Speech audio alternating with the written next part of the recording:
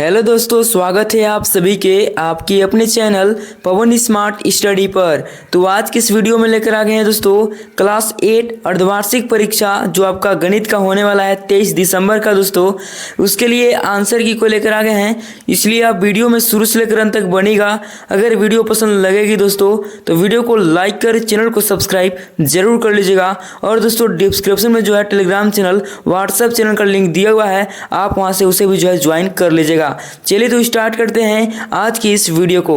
तो देख लीजिए दोस्तों, एसए 1 जो आपका एग्जाम है ना, वर्ग 8 विषय गणित दोस्तों, पूर्णांक आपका 50 रहेगा, समय 2.5 घंटा। ठीक है, चलिए हम लोग क्वेश्चन आंसर को देख लेते हैं, है ना, किस प्रकार का क्वेश्चन आप लोग का आया है। ठीक है, तो ये देख लीजिए दोस्तों, आपका पहला क्वेश्चन क्या है। पहला क्वेश्चन ध्यान दीजिए, सबसे छोटी भाज्य संख्या है। तो ऑप्शन देख लीजिए दोस्तों, ए में दिया है 2, बी में दिया 4, सी में दिया 6 और डी में है 8। तो क्वेश्चन नंबर पहला का हो जाएगा, क्या हो जाएगा दोस्तों 4, है ना। सबसे छोटी भाज्य संख्या क्या है, तो 4 याद रखिएगा। और भाज्य संख्या किसे कहते हैं दोस्तों, जिसका 2 से अधिक गुणनखंड हो। जैसे कि 4 दोस्तों ये 1 से कटता है, 2 से भी कटता है और स्वयं से यानी 4 से भी कटता है। तो 2 से अधिक गुणनखंड है ना, तो दोस्तों ये आपका हो जाएगा भाज्य संख्या, है ना। 6 को भी आप लोग देख सकते हैं, 8 को भी देख सकते हैं, लेकिन दोस्तों 2 क्या है, तो सबसे छोटी अभाज्य संख्या है ना। ये भाज्य संख्या नहीं है, अभाज्य संख्या है दोस्तों, क्योंकि 1 और स्वयं से केवल कट रहा है, यानी 2 ही गुणनखंड है, तो ये आपका अभाज्य गुणनखंड हो जाएगा। ठीक है, लेकिन इसमें पूछा है कि सबसे छोटी भाज्य संख्या क्या है, दोस्तों 4 है, याद रखिएगा। ठीक है, चलिए आगे बढ़ते हैं। तो देख लीजिए दोस्तों क्वेश्चन नंबर दूसरा को, और दूसरा में क्या है कि 5 का व्युत्क्रम क्या होगा। ठीक है, 5 का व्युत्क्रम पूछा है। तो देखिए -5, -1/5, 5/-1 या फिर 1/5। तो देखिए व्युत्क्रम पूछेगा ना दोस्तों, यानी गुणात्मक प्रतिलोम। तो 5 का जो गुणात्मक प्रतिलोम होता है 1/5 होता है, यानी ऑप्शन नंबर 4 इसका राइट आंसर हो जाएगा। ठीक है, चलिए आगे देख लेते हैं क्वेश्चन नंबर 3। और 3 में देख लीजिए 19 का वर्ग क्या होगा, है ना। 19 का वर्ग यानी स्क्वायर पूछा है। तो स्क्वायर मतलब दोस्तों 2 बार गुना, यानी 19 गुना 19 हो जाएगा। तो गुना कीजिएगा तो कितना हो जाएगा, 361। ठीक है, तो देख लीजिए ऑप्शन क्वेश्चन में है, 1 में दोस्तों 324, 2 में है 361, 3 में है 341 और 4 में 371।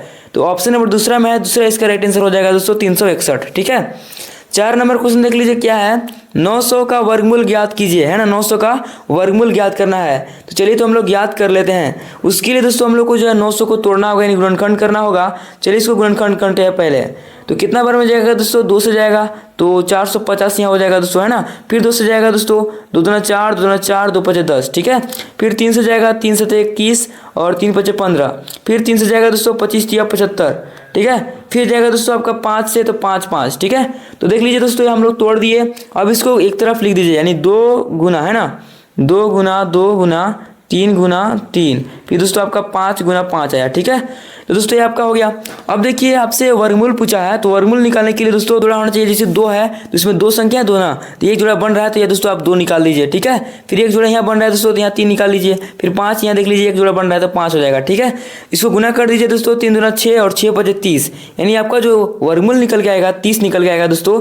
तो ऑप्शन नंबर पहला में है, देख लीजिए पहला इसका राइट आंसर हो जाएगा। ठीक है, चलिए तो आगे बढ़ते हैं क्वेश्चन नंबर 5 की तरफ। और 5 में देख लीजिए क्या दिया है, 11 का घन कितना होगा, है ना। 11 का घन कितना होगा दोस्तों, यानी 11 गुने 11, 3 बार 11 कीजिएगा तो कितना हो जाएगा, तो 1331 हो जाएगा दोस्तों। ऑप्शन नंबर 3 इसका राइट आंसर हो जाएगा। ठीक है, चलिए तो आगे बढ़ते हैं, अगला क्वेश्चन की तरफ चलते हैं दोस्तों। आगे देख लीजिए दोस्तों क्वेश्चन नंबर 6। और 6 में क्या है कि 8/27 का घनमूल होगा।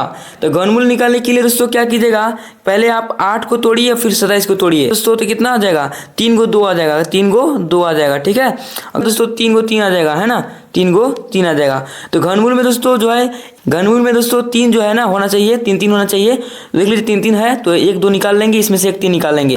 फिर दोस्तों बाटा में तो बाटा कर देंगे, 2/3 दोस्तों। तो देख लीजिए कौन सा ऑप्शन में है, तो ऑप्शन नंबर पहला में है, तो पहला इसका राइट आंसर हो जाएगा। 7 नंबर देख लीजिए क्या है, 5 का पावर 3 का सही मान है। ठीक है, अगर 5 का पावर 3 यानी 5 गुना 5 गुना 5, यानी 3 बार 5 कीजिएगा दोस्तों गुना, तो कितना हो जाएगा, 125 हो जाएगा दोस्तों, है ना। 125 निकल के आएगा, जो कि ऑप्शन नंबर दूसरा में है, दूसरा इसका राइट आंसर हो जाएगा। ठीक है, 8 नंबर क्वेश्चन देख लीजिए क्या है दोस्तों, x के पावर 0 का मान होगा, है ना। तो याद रखिएगा दोस्तों, किसी भी संख्या के पावर 0 रहेगा अगर, तो उसका मान हमेशा 1 होता है। ऑप्शन नंबर दूसरा इसका राइट आंसर हो जाएगा। ठीक है, आगे देख लीजिए क्वेश्चन नंबर 9 दोस्तों, क्या कि एक संख्या AB का विस्तृत रूप है। तो विस्तृत रूप है दोस्तों क्या हो जाएगा, 10A + B, यानी ऑप्शन नंबर दूसरा राइट आंसर हो जाएगा। ठीक है, चलिए तो आगे बढ़ते हैं, अगला क्वेश्चन की तरफ चलते हैं दोस्तों। आगे देख लीजिए दोस्तों क्वेश्चन नंबर 10, और 10 में क्या है कि कौन सी संख्या 3 से विभाज्य है। तो कैसे पता करेंगे दोस्तों कि वो 3 से विभाज्य है कि नहीं, तो उसके लिए जो है इस संख्या को योग करना होगा, है ना। जैसे कि 120 है तो इसको योग कर दीजिए, 1 + 2 + 0, तो जोड़िएगा तो कितना आ जाएगा, 3 आ जाएगा, है ना, जो कि 3 से विभाज्य है दोस्तों। तो ऑप्शन नंबर पहला इसका राइट आंसर हो जाएगा। बाकी को दोस्तों आप चेक करके देख सकते हैं, जैसे कि हम 122 का चेक करते हैं, 1 + 2 + 2, है ना, तो जोड़िएगा तो कितना आ जाएगा दोस्तों, 2 1 3 और 2 5, तो जो कि 3 से विभाज्य नहीं है। बाकी भी दोस्तों जो है 3 से विभाज्य नहीं है, लेकिन 120 जो है आपका 3 से विभाज्य है, ठीक है। आगे देख लीजिए क्वेश्चन नंबर 11 दोस्तों, निम्न में एक पदी व्यंजक है। एक पदी दोस्तों, तो देख लीजिए द्विपदी कैसे है, द्विपदी पहले पहचानिए। तो x + y दोस्तों आपका द्विपदी है, ऐसा देख लीजिए x - y भी द्विपदी है, लेकिन 2 + x भी जो है द्विपदी है, लेकिन 2xy जो है ना आपका एक पदी व्यंजक है। ऑप्शन नंबर दूसरा इसका राइट आंसर हो जाएगा, ठीक है दोस्तों। देखिए इसमें दो पद से मिलकर बना है दोस्तों, मैंने x - y दो पद है ना, 2 + x है ना दोस्तों, मतलब दोनों अलग अलग है, तो दोस्तों आपका द्विपदी हो जाएगा, ठीक है ना। अगर मान लीजिए अगर x + x रहता तो ये भी दोस्तों आपका क्या होता, द्विपदी नहीं होता, क्योंकि दोस्तों x + x होता क्या हो जाता, 2x हो जाता, है ना, तो दोस्तों आपका एक पदी हो जाता। ये भी बात को आप लोग ध्यान रखेंगे, ठीक है। चलिए तो आगे बढ़ते हैं, अगला क्वेश्चन की तरफ चलते हैं। आगे है दोस्तों आपका क्वेश्चन नंबर 12, और 12 में देख लीजिए क्या दिया है, -2xy का संख्यात्मक गुणांक क्या है। तो संख्यात्मक गुणांक की बात करेगा दोस्तों, तो xy को छोड़कर मतलब जो भी चर है उसको छोड़ दीजिए, आपका वही संख्यात्मक गुणांक हो जाएगा। जैसे कि -2 × xy है, ठीक है, तो दोस्तों ये आपका संख्यात्मक गुणांक हो गया, ठीक है ना। चलिए तो देख लीजिए कौन सा ऑप्शन में देख लेते हैं। तो ये देख लीजिए आपका ऑप्शन है जो कि दोस्तों ए में दिया है 2 में दिया है 2 -2, 3 में दिया है xy और 4 में दिया है 2x। इसका आंसर हो जाएगा ऑप्शन 2 दोस्तों, जो कि अभी हम लोग निकाले -2, ठीक है। 13 नंबर क्वेश्चन देख लीजिए क्या है, a² - 2ab + b² का गुणनखंड होगा। तो देखिए a² - 2ab + b², ये किसका फॉर्मूला होता है, तो a - b का होल स्क्वायर का दोस्तों होता है ना। लेकिन दोस्तों इस प्रकार का जो इस फॉर्म में नहीं दिया है, इसको क्या करेंगे, 2 बार लिख देंगे, a - b a - b 2 बार लिख देंगे। तो ऑप्शन नंबर कौन नाम है दोस्तों, तो ऑप्शन नंबर दूसरा में देख लीजिए, ध्यान से देखिए दोस्तों, है ना, a - b × a - b, है ना, 13 का b आंसर हो जाएगा, ठीक है। 14 नंबर देख लीजिए क्वेश्चन को क्या कर रहा है दोस्तों, कि x² - 9 का गुणनखंड होगा, है ना, x² - 9 का गुणनखंड होगा। तो कैसे कीजिएगा दोस्तों, x², तो 9 को 3 के स्क्वायर लिख सकते हैं, ठीक है। तो यहाँ पर दोस्तों एक फार्मूला बन रहा है, क्या बन रहा है फार्मूला, a² - b², क्या होता है दोस्तों, तो a - b, है ना, × a + b होता है, ठीक है दोस्तों। तो इसको भी ऐसे कर देंगे, x - 3 कर देंगे, फिर दोस्तों x + 3 कर देंगे। तो देख लीजिए कौन सा ऑप्शन में है, तो ऑप्शन नंबर पहला में है। इसको आगे पीछे भी कर सकते हैं, x + 3 को पहले लिख सकते हैं, फिर x - 3 को बाद में भी लिख सकते हैं, जैसे कि ऑप्शन नंबर पहला में दिया है, ठीक है। तो पहला इसका राइट आंसर हो जाएगा, ठीक है दोस्तों। तो ये हो गया दोस्तों आपका ऑब्जेक्टिव क्वेश्चन। अब हम लोग चलते हैं सब्जेक्टिव क्वेश्चन की तरफ, ठीक है। तो सब्जेक्टिव क्वेश्चन देख लीजिए दोस्तों क्या है, कि बार बार घटाने की विधि से 196 का वर्गमूल ज्ञात कीजिए, ठीक है। चलिए इसके आंसर को हम लोग देख लेते हैं।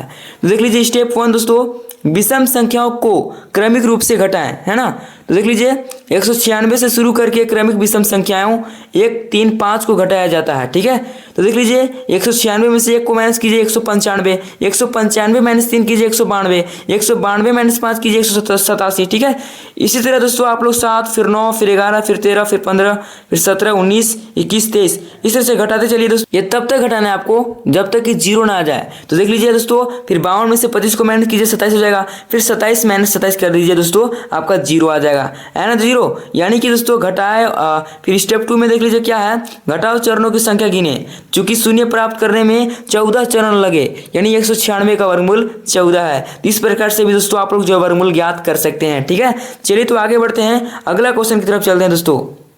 आगे देख लीजिए दोस्तों क्वेश्चन नंबर दूसरा, और दूसरा में क्या दिया है कि अभाज्य गुणनखंड विधि से 1764 का वर्गमूल ज्ञात कीजिए, है ना। अभाज्य गुणनखंड विधि से ज्ञात करना है दोस्तों। तो स्टेप 1 देख लीजिए, 1764 के अभाज्य गुणनखंड ज्ञात करें। इसको पहले तोड़िएगा दोस्तों, है ना। तो देख लीजिए 2 को 2 आएगा, 2 को 3, 2 को 7, ठीक है। फिर क्या स्टेप 2 में कीजिएगा, समान अभाज्य संख्याओं की युग्म बनाए, मतलब जो समान है इसको युग्म बना लीजिए। 2 का युग्म बन रहा है, 3 का युग्म बन रहा है, 7 का युग्म बन रहा है ना। तो देख लीजिए बना दिए दोस्तों, है ना। फिर देख लीजिए इस तरह से बना लीजिएगा। फिर प्रत्येक युग्म में से एक गुणनखंड लें और गुना करें। तो इसमें से एक ले लीजिएगा, मतलब 2 इसमें ले लीजिएगा, फिर 3 लीजिएगा, फिर 7, ठीक है। फिर तीनों को ले लीजिएगा दोस्तों, है ना। फिर देख लीजिए क्या कीजिएगा कि प्रत्येक युग्म के एक संख्या लेने पर तो एक संख्या लेने पर 2 गुने 3 गुने 7, ठीक है। तो 2 तिया 6 7 42, यानी दोस्तों 42 आपका जो है निकल के आएगा इसका वर्गमूल, ठीक है ना। चलिए आगे बढ़ते हैं दोस्तों। अगला क्वेश्चन देख लीजिए क्या दिया है, व्यंजक 3a² माइनस 27ab का गुणनखंड कीजिए। तो कैसे करेंगे, स्टेप 1 देख लीजिए, उभयनिष्ठ गुणनखंड ज्ञात करें। तो व्यंजक देख लीजिए आपका दिया हुआ है दोस्तों में 3ab एक उभयनिष्ठ गुणनखंड है, क्योंकि 27 को 3 गुना 9 के रूप में लिखा जा सकता है, ठीक है। फिर स्टेप 2 में देख लीजिए 3ab को बाहर निकालें, यानी व्यंजक से 3ab को बाहर निकालने पर, यानी दोस्तों कॉमन लेना होगा आपको। 3ab को कॉमन लेंगे तो a आपका बच जाएगा, फिर 9 भी बच जाएगा। तो इस तरह से कर लीजिएगा, है ना। तो आपका आंसर यही आप लोग का हो जाएगा दोस्तों, यही आप लोग का आंसर निकल के आ जाएगा, है ना। चलिए आगे बढ़ते हैं। आगे देख लीजिए दोस्तों, एक क्वेश्चन ये भी है, देख लीजिए। एक विद्यालय में 441 विद्यार्थी हैं। शिक्षक उन्हें पंक्ति एवं स्तंभ में इस प्रकार खड़ा करना चाहते हैं कि पंक्तियों की संख्या स्तंभों की संख्या के बराबर हो। पंक्तियों की संख्या ज्ञात कीजिए, ठीक है। चलिए तो इसके आंसर को हम लोग देख लेते हैं। तो देख लीजिए दोस्तों, ये आपका सॉल्यूशन रहा, पंक्तियों की संख्या ज्ञात करना था। स्टेप 1 में देख लीजिए क्या कीजिएगा, समस्याओं का वो जो है ना गणितीय रूप में बदलें। माना पंक्तियों की संख्या p है और स्तंभों की संख्या s है, ठीक है। तो प्रश्न के अनुसार यानी प्रश्न से p बराबर s, और कुल विद्यार्थी कितना है दोस्तों 441 है ना। कुल विद्यार्थी p गुना s के बराबर होंगे, यानी p गुना s बराबर कर देंगे 441, फिर p² दोस्तों, है ना, क्योंकि p बराबर s है तो p गुने s करेंगे तो s की जगह p भी रख सकते हैं। तो p गुना p कीजिएगा तो p², अब p² बराबर 441, ठीक है। स्टेप 2 में क्या कीजिएगा दोस्तों कि 441 का वर्गमूल ज्ञात करना होगा, ठीक है। तो कैसे ज्ञात करेंगे, 441 को वर्गमूल ज्ञात करने के लिए अभाज्य गुणनखंड विधि का उपयोग किया जा सकता है। तो कैसे, इसको आप लोग पहले आप लोग तोड़िएगा, है ना। 441 को दोस्तों तोड़िएगा, यानी इसको गुणनखंड कीजिएगा तो आपका 2 को 3 और 2 को 7 निकल के आएगा, ठीक है। तो इसमें दोस्तों एक एक युग्म बनाना होगा। 3 का युग्म देख लीजिए बन रहा है, 7 का युग्म बन रहा है ना, तो 1 निकाल देंगे, 3 1 निकाल देंगे, फिर 7 भी निकाल देंगे, तो 21 दोस्तों क्या आ जाएगा 21 गुना करने पर। देख लीजिए 441 का जो है वर्गमूल 21 निकल के आया है। तो इस प्रकार से आप लोग सोल्यूशन करना है, ठीक है। फिर स्टेप 3 देख लीजिए दोस्तों, क्या करना है, पंक्तियों की संख्या निर्धारित करें। तो p बराबर 21, इसलिए पंक्तियों की संख्या 21 है, ठीक है। तो कुछ इस प्रकार से दोस्तों आप लोग का जो है सोल्यूशन हुआ, है ना। यही आप लोग का था दोस्तों आंसर की। तो कैसी लगी वीडियो, अगर वीडियो पसंद लगी हुई दोस्तों तो वीडियो को लाइक करें, चैनल को सब्सक्राइब जरूर कर लीजिएगा। चलिए तो मिलते हैं किसी नेक्स्ट वीडियो के साथ, तब तक के लिए जय हिंद जय भारत।